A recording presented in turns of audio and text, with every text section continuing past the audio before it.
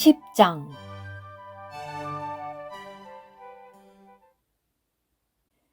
율법은 장차 올 것들의 그림자이며 실물의 형상 그 자체는 아닙니다. 그러므로 해마다 끊임없이 드리는 똑같은 희생 제물로는 나오는 사람들을 결코 온전하게 할 수 없습니다. 온전하게 할 수 있었다면 경배하는 사람들이 한 번에 정결하게 되어 더 이상 양심에서 죄를 느끼지 않았을 것이기 때문에 제물 드리는 일을 그치지 않았겠습니까?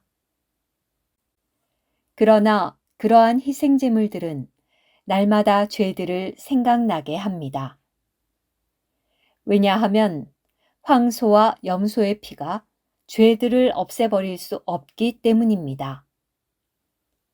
그러므로 그리스도께서 세상에 오실 때에 이렇게 말씀하셨습니다. 주님께서 희생제물과 예물을 원하지 않으시고 저를 위하여 한 몸을 준비하셨습니다. 주님은 번제물과 속죄제물을 기뻐하지 않으셨습니다. 그때 저는 아뢰었습니다. 보십시오. 두루마리 책에 저에 관하여 기록된 대로 제가 주님의 뜻을 행하러 왔습니다. 오 하나님. 위의 말씀에서 희생제물과 예물과 번제물과 속죄제물은 주님께서 원하지도 않으시고 기뻐하지도 않으십니다. 라고 하셨습니다. 이것들은 율법에 따라 드려지는 것입니다. 그 후에 그리스도는 보십시오. 제가 주님의 뜻을 행하러 왔습니다. 라고 말씀하셨습니다. 그분께서 첫 번째 것을 폐지하시는 것은 두 번째 것을 세우시기 위한 것입니다. 이 뜻에 따라 예수 그리스도의 몸이 한 번만에 영원히 드려짐으로써 우리는 거룩하게 되었습니다. 제사장마다 매일 서서 직무를 수행하며 동일한 희생제물들을 자주 드리지만 그 희생제물들은 결코 죄들을 제거할 수 없습니다.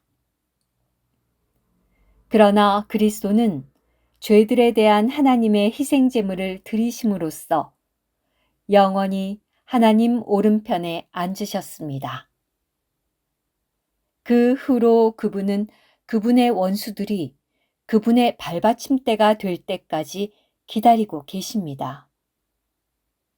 왜냐하면 그분께서 하나의 제물을 드리심으로써 거룩하게 되고 있는 사람들을 영원히 온전하게 하셨기 때문입니다. 성령도 우리에게 증언해 주십니다. 왜냐하면 이렇게 말씀하신 적이 있기 때문입니다. 그날들 후에 내가 그들과 맺을 언약은 다음과 같다. 주의 말이다.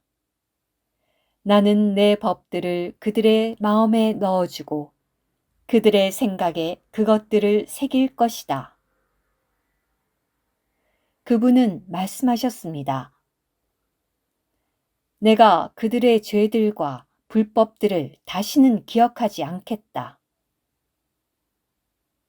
이미 죄들과 불법들이 용서받았으므로 다시는 죄에 대하여 제물을 드릴 필요가 없습니다. 그러므로 형제님들, 우리가 예수님의 피로 말미암아 담대하게 지성소에 들어가게 되었습니다. 예수님은 휘장, 곧 그분의 육체를 통해서 우리를 위하여 새롭고 살아있는 길을 열어놓으셨습니다. 또 우리에게 하나님의 집을 다스리시는 위대한 제사장이 계십니다. 우리의 마음은 그리스도의 피가 뿌려져 악한 양심에서 떠났고 우리의 몸은 맑은 물로 씻어졌으니 진실한 마음으로 확신에 찬 믿음을 가지고 지성소로 나아갑시다. 또한 약속하신 분은 신실하시니 흔들리지 않는 소망에 대한 고백을 굳게 지킵시다. 그리고 서로 관심하여 사랑과 선한 일을 하도록 격려합시다. 어떤 사람들에게 있는 습관처럼 우리 자신의 모임을 포기하지 말고 오히려 서로 권유합시다. 그날이 가까이 오는 것을 볼수록 더욱더 그렇게 합시다. 왜냐하면 우리가 진리에 관한 지식을 받아들인 후에도 고의적으로 죄를 범하면 죄들에 대한 희생제물은 더 이상 없고 오직 무서울 것으로 예상되는 심판과 대적하는 자들을 삼켜버릴 맹렬한 불만 있을 것이기 때문입니다. 모세의 율법을 무시한 사람은 그 누구라도 두세 증인의 증언이 있으면 동정을 받지 못하고 죽는데 하물며 하나님의 아들을 짓밟고 자기를 거룩하게 해준 언약의 피를 하찮은 것으로 여기며 은혜의 영을 모욕한 사람은 얼마나 더 심한 형벌을 받게 될 것인지를 생각해 보십시오. 원수를 갚는 것은 나의 일이니 내가 갚겠다 라고 말씀하시고 또 주님께서 그분의 백성을 심판하실 것이다 라고 말씀하신 분을 우리가 알고 있습니다. 살아계신 하나님의 손에 떨어지는 것은 두려운 일입니다. 여러분이 빚비춤을 받은 후에 고난 가운데서 큰 싸움을 견뎌낸 지난 날들을 기억하십시오. 여러분이 한 면으로는 비난과 환난을 당하여 구경거리가 되었으며 다른 면으로는 그와 같은 것을 당하는 사람들의 동료가 되었습니다. 여러분 자신에게 더 좋고 변함없는 소유가 있다는 것을 알기 때문에 여러분은 갇혀있는 사람들을 동정하였고 그래서 여러분의 소유를 약탈당하는 것도 기쁘게 받아들였습니다.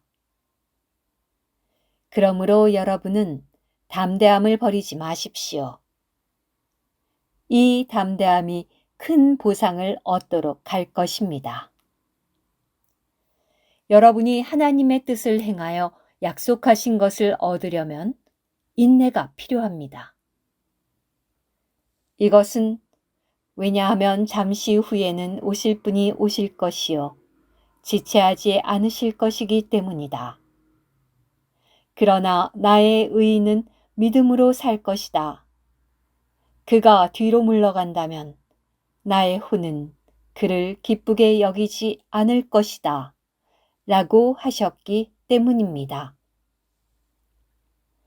그러나 우리는 뒤로 물러가 황폐하게 되는 사람들이 아니라 믿음을 가져 혼을 얻게 되는 사람들입니다.